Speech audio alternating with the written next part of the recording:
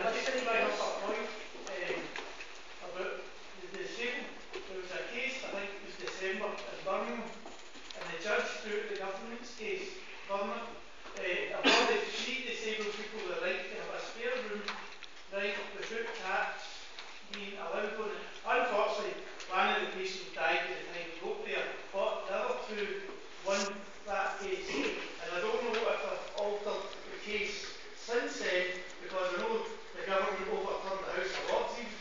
So I don't know if a judge, I think it was Birmingham, they actually overruled the government on a disabled case. The last I heard was it was to be done on a case-by-case basis for disability. Right. So they couldn't apply it. See, people were on Facebook, and the guy said, well, I've set the precedent there for everybody to use. I think there might need to be more legal challenges before that was actually. I think there are a lot of story. I think that will need to probably need to be more legal challenges. As far as I'm aware, it's not been said. I read up on it, but it didn't say whether it was precedent. I don't know exactly. So I don't know. But I think there are going to be a lot of individuals who are going to have to put in case, and again, I can need the support of the community for that too. And Tim's been behind there, and Ian's been standing up for a while and have a chat at the back. Okay? So, yeah. 2 questions. One is that Tommy and the other one is the question that I thought. You see that I asked the question on it. Yeah. If somebody's going for an assessment, my wife was going to be assessed for an exam, and in the end they just never sent her for an assessment. They did it on paper, and arbitrarily decided she was going on this, I think they call it That's the new incapacity, it's called employment support allowance. I've got problems myself, and I'm expecting sooner or later they're going to get round to me. So I've got 2 questions. First of all, what advice would you give to somebody who maybe has to go for one of these things you say in the near future? How should they approach it? Secondly, is there any possibility of somebody who's maybe going to go for his fit to work for them to get what I think the best way to put it would be a health and safety assessment? By that I mean, if somebody's going to go for an assessment for that course, they get independently assessed what would be the implications from a health and safety point of view if they went to work for an employer. That's a good question. And you can say, right, you're fit to work. Oh, hang on, I've got a health and safety assessment that says I'm not fit. The consequences would be blah, blah, blah, blah. It would be a good idea. So you've got one side there saying one thing, the health and safety executive saying we're assessing this person. How would one go about getting a health and safety assessment done? Purely to say, if anything to support the case that you're not fit for work. First of all, I would say that on the form you send out, the actual form you send in, right. The ESA 50, where you fill in all how it affects you and your medicines and everything. Right. That form, when it leaves your house and goes in the post box, it first of all goes to a Royal Mail Centre, where it's postal workers that open it, which to me is a bit of breach of confidentiality. I've complained about that in my letters to the government and stuff. I understand. You're saying that when you send the form off to ask the postal workers actually open this letter, that's illegal, is it not?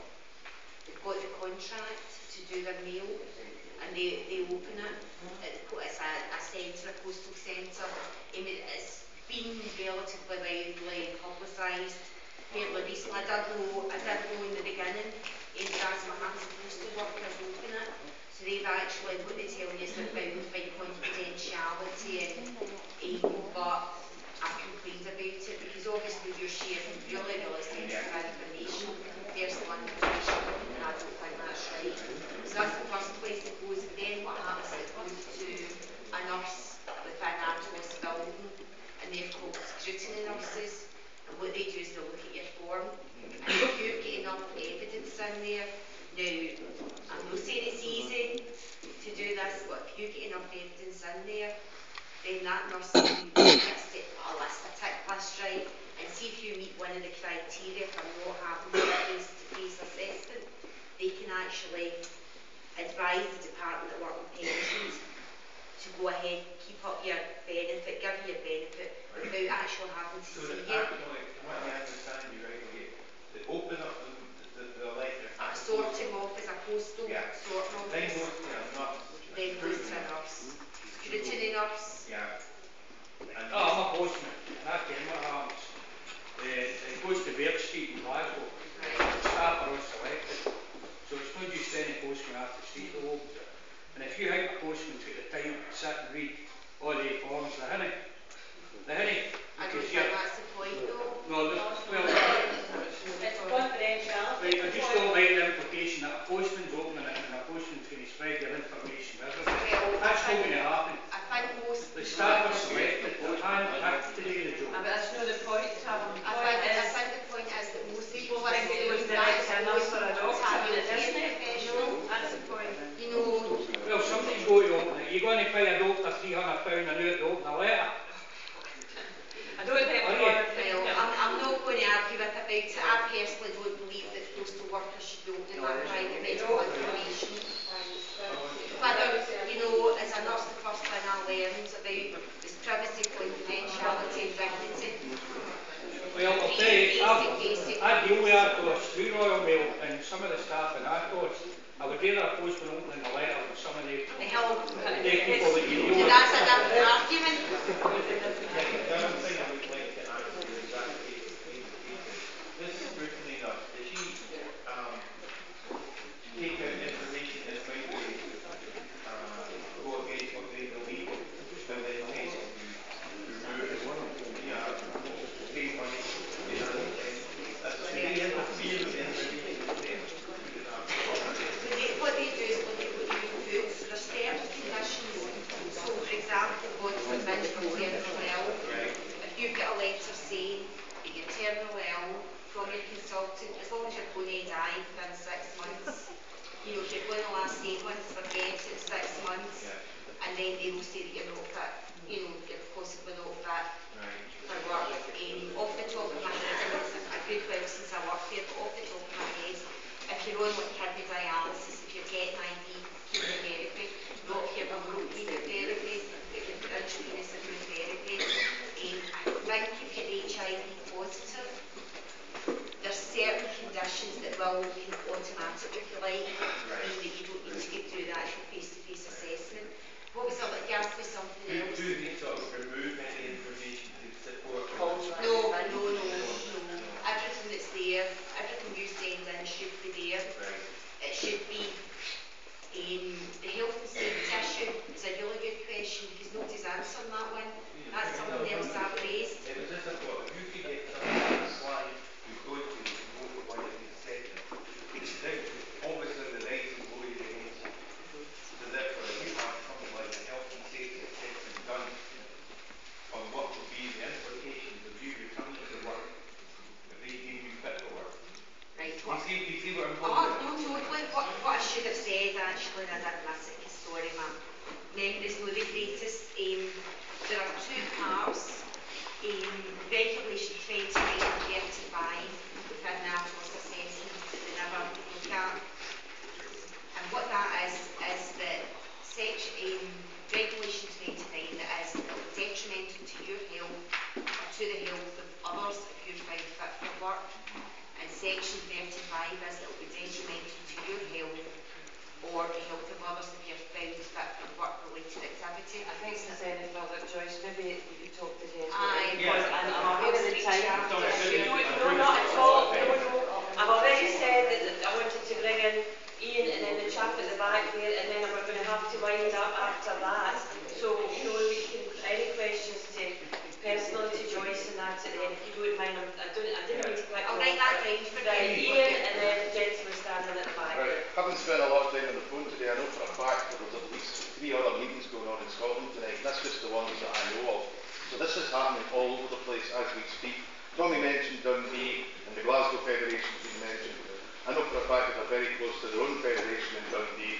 There's been groups in Edinburgh. As a matter of fact, last week we took the site directly to the Scottish Parliament in Edinburgh. The standout for me, I have to mention it, is what's happening in space of 3 weeks, they produced a leaflet, organised street stalls, called a meeting, and such was the interest all over Renfrewshire that they now have a federation up and running.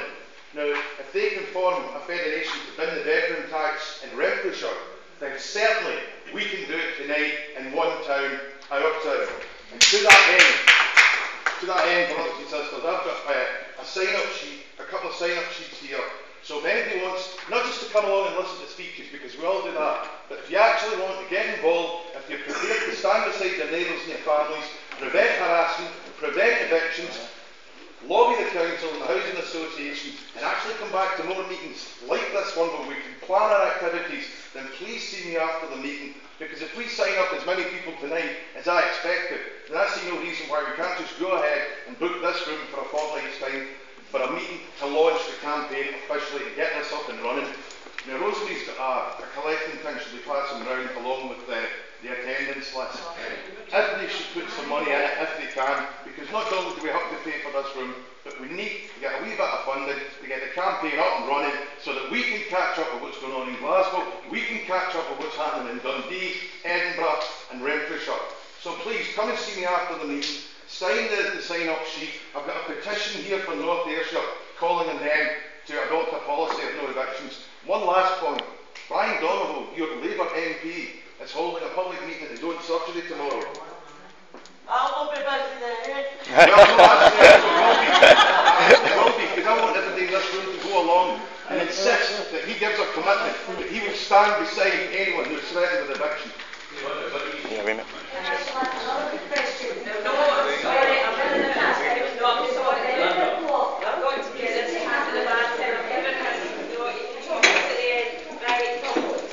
It's just, you've heard about the exemptions, the so-called exemptions. Tommy's already said about the disabled children. It's down to the local housing associations, the local councils. I've got to say about military personnel as well. Not all military personnel are exempt. Foster carers, not all foster carers are exempt. I'm actually part of a group on Facebook, Bedroom Tax, think it's unfair. Join the fight here. It's got over 11,000 members, got a lot of information, it's got like the details of protests, things like that. So if anybody's getting Facebook, I'd advise you to go on that, it's got hundreds of information. Bedroom Tax, think it's unfair, join the fight here. There's also the other one, Anti-Bedroom Tax Protest Scotland, Alan Wiley's part of that. That's got good information on it as well. So folks, I'm very, very weak because I'm aware that we'll be here for a wee while. There's a wee bit of drift. I do hope that you agree to form a federation tonight or a campaign tonight and be part of our Western Scotland Federation, because the more affiliates will go from all over Scotland, the stronger we're going to be. I do have to say that in terms of the point that Brother made, I never quite your name. Alex. Alex, sorry. He talked about a case that's important, and it's a case that involves the Gorey family from Wiltshire. And what happened here is this predated the bedroom tax, because this family have a number of children. They've got 3 children, 2 severely disabled. One's got spina bifida, the other's got Down syndrome. And they had argued with the Wiltshire Social Security that they needed a 4-bedroom property because their children needed separate bedrooms because of their severe disability, rather than a 3-bedroom property. The local authority disagreed. The council said, no, you don't need a 4-bedroom, you only need a 3-bedroom, and they wouldn't give them the extra £74 that was required for the extra bedroom. This family took the council to court, and the judge ruled that the council had acted in contravention of the discrimination rights law, and they had deliberately discriminated against this disabled family by refusing to give them the extra support they needed. Now you might say to yourself, well, that's very good, disabled family win a court battle, that's excellent. The government appealed against it. The government appealed against it. 2 weeks ago, when David Cameron was on his feet in Parliament answering a question to Miliband, he says severely disabled children are exempt. They weren't. He lied, barefaced lied. reason they weren't is because the government was appealing against the decision of the court to exempt a severely disabled child. Now they've made an administrative change to say, well, there should be some local discretion and the local authority should be able to assess whether a child is severely disabled or not. The worry is, who's going to do the assessment, as Joyce has already said. So you might find in one local authority, one severely disabled kid getting exempt, but in a different local authority, the same disability, no getting exempt.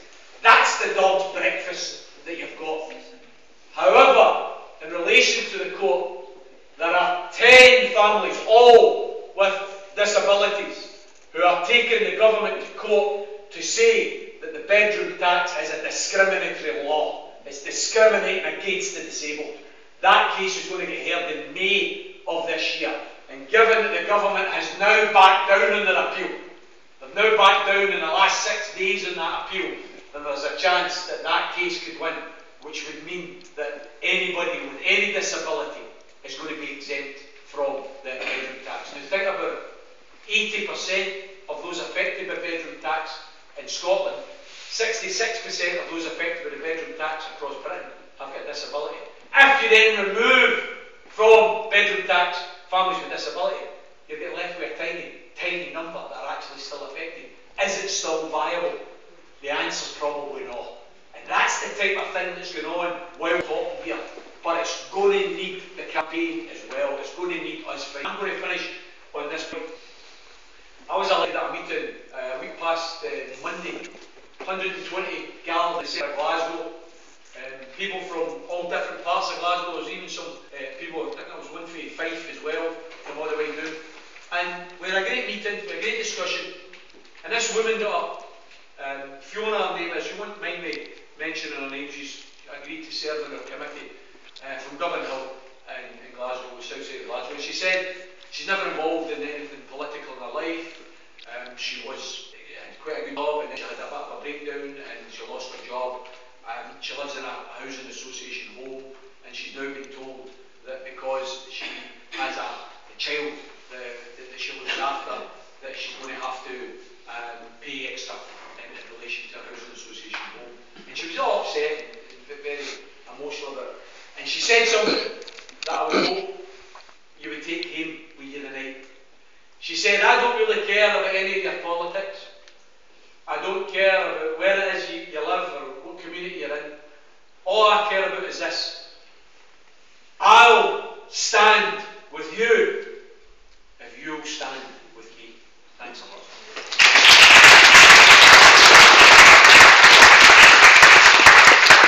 I think Tommy couldn't have closed it any better than that. Standing together regardless of your politics. And what I've done is I've written out a wee motion here to put to everybody here. You would listen and then see what you think.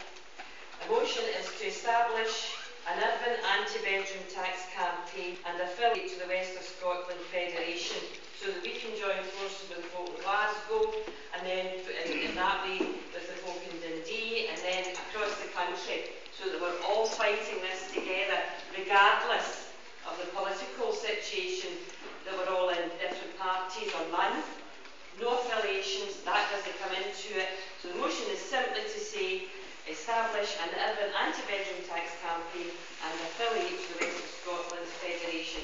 Now Ian has preempted me somewhat with saying he'll take names. He didn't know I was putting this motion forward, I hadn't said to him, but he obviously was hoping something would happen. So what I'd like to do is a show of hands to see if there's an agreement in the room to establish that urban campaign and to affiliate it to the West of Scotland. Can I just see those in favour? Excuse me, could I say there's already a network? Well, I'm sorry, but the point just now we're just taking a vote, so you can join us with your network. Hands up please if you want to. I think that's fairly clear majority. Thank you. And in that respect, could you please give your names and your contacts to Ian so that if you want to be part of this, you've all voted for it. I've got contacts there as well, but if you want to specifically be in to form a group and get things going, please do, because we need it. The other thing is,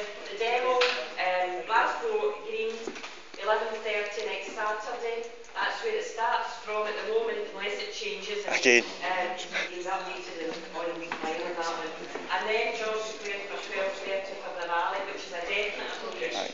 So if you can't make it to Glasgow to do the march too, or you're not fit to do it or whatever, you can get to George Square for 12:30. I think it's important that Scotland turns out a huge amount of people to this demo to give Condemned government a message, a clear message from all of us. We don't want your policy, we don't want your policies, we don't want you, we don't want anything to do with you basically. I think that's the message we want to give them.